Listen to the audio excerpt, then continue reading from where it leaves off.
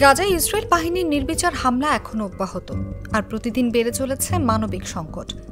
রাফা থেকে গাজা সিটি পর্যন্ত কোথাও ফিলিস্তিনিরা নিরাপদ নয়। লাশের মিছিল দীর্ঘ হচ্ছে, আর ফিলিস্তিনিদের জন্য অপেক্ষা করছে অনাহার ও দুর্ভিক্ষ। রাস্তায় পড়ে থাকা মৃতদেহের জন্য কোনো স্থানও অবশিষ্ট নেই, এমনকি নেই কবর দেওয়ার জন্য জায়গা। ফিলিস্তিনের গাজায় ইসরায়েলি বাহিনীর নির্বিচার গণহত্যার প্রতিবাদে রাস্তায় নেমেছেন সারা বিশ্বের লাখ লাখ মানুষ।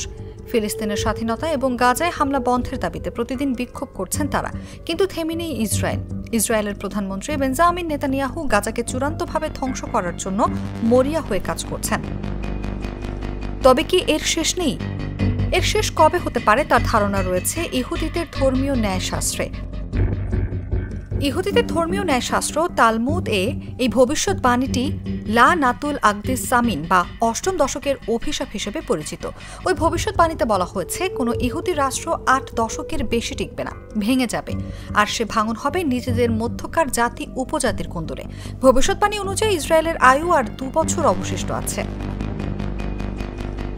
সম্প্রতি ইহুদিদের ধর্মীয় ন্যায়শাস্ত্রের ভবিষ্যৎবাণীটি ব্যাপকভাবে সামাজিক যোগাযোগ মাধ্যমে ছড়িয়ে পড়েছে।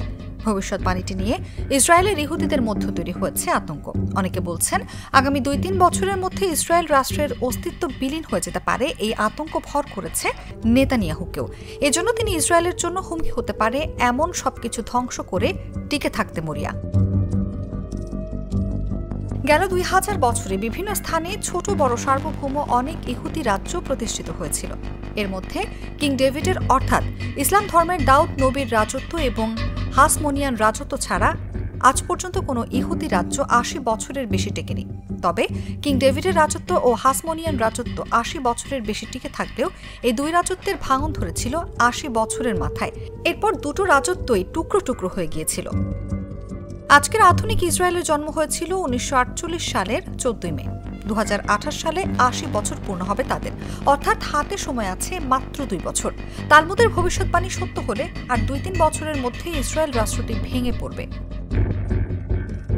যেহেতু ইসরায়েলের ইহুদি সম্প্রদায়ের লোকজন তাদের ধর্মগ্রন্থ তাওরাতে বিশ্বাসী ও তালমুদের আদেশ নিষেধ সংক্রান্ত প্রত্যাদেশের অনুসারী, সেহেতু ইসরায়েলের বাসিন্দাদের একটি বিরাট অংশ অষ্টম দশকের অভিশাপ নিয়ে নিজেদের মধ্যে সিরিয়াস আলাপ আলোচনা করে থাকেন।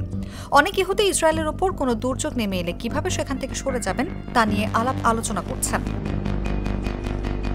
তারা এই ন্যাচারাল ফেনোমেনন বা প্রাকৃতিক প্রপঞ্চ অমোঘ নিয়মে নেমে আসতে পারে বলে বিশ্বাস করেন।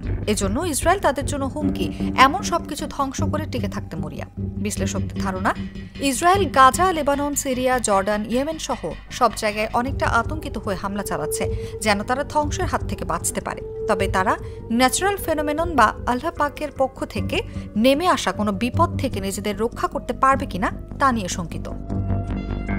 সাম্প্রতিক বছরগুলোতে লা নাতুল আকদিস সামিন অর্থাৎ ইহুদি রাষ্ট্র ভেঙে যাওয়ার সেই ভবিষ্যৎবাণীটি অনেক বেশি আলোচিত হচ্ছে।